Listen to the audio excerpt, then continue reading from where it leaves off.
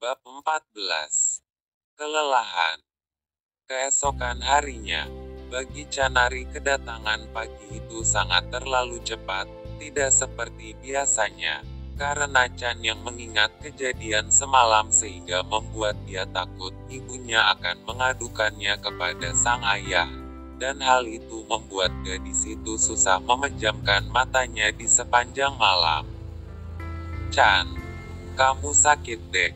Suara itu terdengar dari bibir sang kakak, saat melihat wajah adiknya yang sedikit pucat. "Gak kak, cuma kurang tidur aja, kurang istirahat," jawaban Canari sambil menikmati secangkir susu hangat yang sudah siap disajikan. "Bagaimana pekerjaan barumu di sana?" Kali ini sang ayah bertanya kepada Canari setelah beberapa hari sang ayah mencuekin Canari. "Biasa aja sih Pak. Namun Canari masih banyak belajar, dan untungnya teman-teman karyawan Canari di perusahaan itu semuanya baik-baik sama Pak," ucap Canari terdengar biasa aja tanpa semangat. Tidak ada pembahasan lain atau yang dipertanyakan sang ayah selain itu, bahkan tentang Basten tidak ada disinggung. Itu artinya kejadian semalam belum diceritakan sang ibu kepada suaminya. Pagi itu keadaan cuaca kurang bersahabat, kelihatan akan membasahi bumi, dan hal itu membuat Canari malas untuk datang ke kantor sehingga wajah malas itu terpancar di wajahnya Canari. "Nak, hari ini bareng ama kakakmu aja, gak usah naik taksi online," pesan sang ibu kepada putri bungsunya itu yang kurang semangat. "Oh, iya mam," suara itu terdengar malas dari Chan.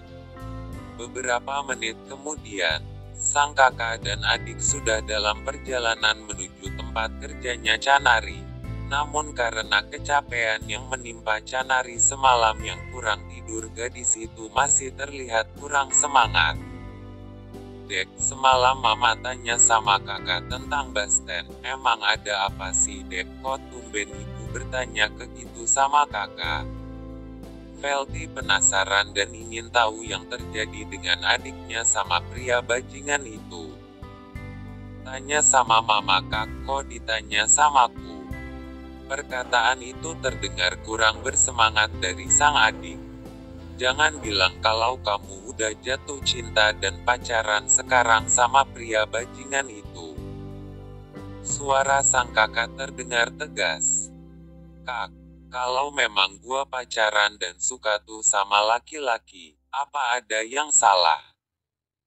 Lagian bentar lagi kita akan menikah, dan sejauh ini dia belum ngapa-ngapain gua, gak seperti dugaan-dugaan yang sering kalian bilang selama ini. Tapi sayangnya, gua sama dia memang gak pacaran kak, katanya ukuran dada gua bukan tipenya. Jadi kakak tenang aja." Gadis itu langsung memejamkan matanya karena masih lemas. Akhirnya cuaca yang awalnya mendung dan kurang bersahabat, hujan pun membasahi bumi. Beberapa menit setelah itu keduanya sudah sampai di kantor. Canari langsung turun dari mobil sementara Felty tidak berlama-lama di situ, ia langsung pergi. Dan seketika wajah malas Canari berubah menjadi wajah yang terkejut dan kaget. Ketika dia hendak mau masuk kantor, karyawan yang ada di situ menundukkan kepalanya dan berkata, "Selamat pagi." "Iya pagi." Gadis itu membalas sambil tersenyum. Dia tidak menyadari bahwa beberapa langkah di belakangnya di sana sudah ada si Basten yang baru juga tiba di kantor. "Pagi," bisikan Basten di telinga Canari. Hal itu membuat Canari tersenyum sendiri. Itu artinya sapaan tadi saat karyawan menundukkan kepalanya bukan karena kedatangannya, melainkan karena kedatangan si Basten. Langit baru saja berhenti menurunkan hujan. Waktu makan siang sudah waktunya. Beberapa karyawan meninggalkan meja kerjanya masing-masing pergi untuk makan siang. Sementara Canari yang masih terlihat lemas memilih untuk memejamkan matanya dengan menempelkan wajahnya di atas meja. Tiba-tiba HP gadis itu berbunyi, sebuah panggilan telepon dari orang yang tak asing lagi dengannya. "Iya, halo," jawab gadis itu masih lemas. "Kamu bisa ke sini sebentar?" perintah si Basten dari seberang telepon. Jawaban gadis itu seraya mematikan HP-nya. Kemudian sang gadis keluar dari ruangannya dan menuju ruangan Basten yang memang seloroang dengan dia. "Iya Pak," gadis itu menyapa sambil mengetok pintu ruangan Basten. "Masuk, Pak Mupi." "Emang gua papa lu?" Pria itu mengejek perkataan Canari yang merasa tidak berterima jika gadis itu memanggilnya terlalu formal ketika mereka hanya berdua. "Loh, lu cepat banget." Basten menduga bahwa gadis itu juga sudah bersama dengan karyawan lain untuk makan. "Iya kan, ruangan kita berdekatan," jawab gadis itu sambil duduk. "Emang lu gak lapar?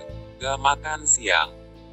jawab pria itu yang masih sibuk dengan pemeriksaan dokumen-dokumen penting di atas mejanya.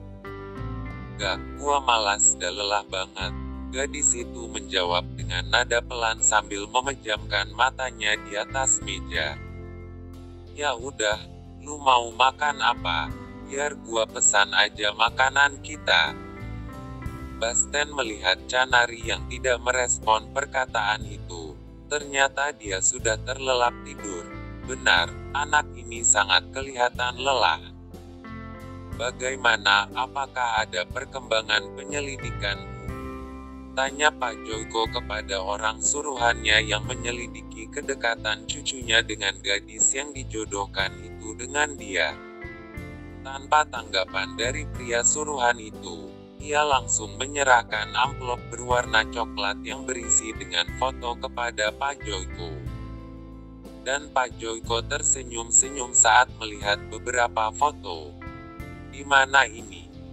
"Dari beberapa foto yang kamu ambil ini, hampir rata-rata foto yang sama dengan hari dan tanggal yang berbeda. Kayaknya mereka sering berkunjung ke sini." "Itu di mall, Tuan Basten sering ke situ bersama Non Canari," jawab pria suruhan itu. "Wah, bagus, berarti mereka sudah mulai terbiasa jalan berdua." Pria tua itu masih melihat beberapa lembar foto lagi. Namun lembaran foto kali ini membuat dia kesal dan marah saat melihatnya, karena foto kali ini foto Basten saat memangku wanita malam di sebuah klub malam. "Dasar bajingan. Apa otak anak ini? Apa dia masih sering datang ke sini?" Wajah pria tua yang sudah mulai tersenyum dan senang itu, akhirnya berubah menjadi kesal dan kecewa. Tapi malam itu, dia tidak melakukannya. Karena pas saat itu tiba-tiba ada yang menelponnya, dan kelihatan sebuah panggilan telepon yang sangat penting, sehingga dia melupakan wanita malam itu, jawab pria suruhan Pak Joyko. Setelah keduanya sudah makan, Basten masih melanjutkan pekerjaannya. Sementara Canari masih duduk di kursi tepat di hadapan meja kerja Basten yang masih terlihat kurang bersemangat.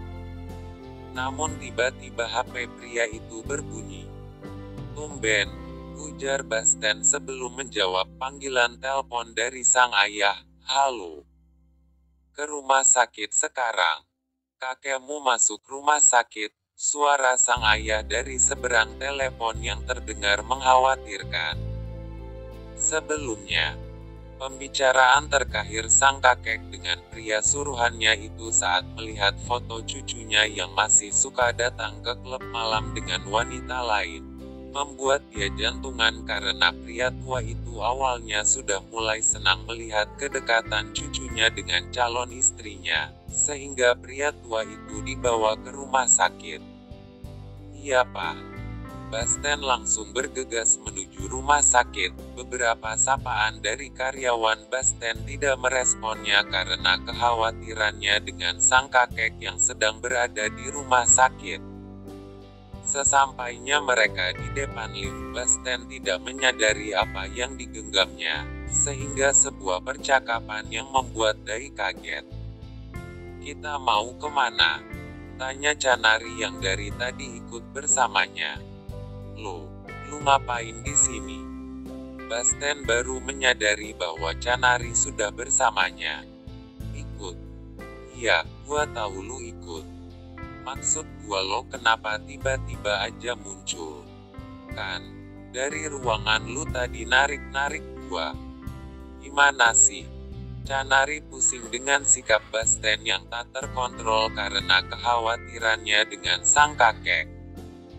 "Gua gak ngerasain bocah. Kalau lu yang kutarik, kirain tas laptop gua."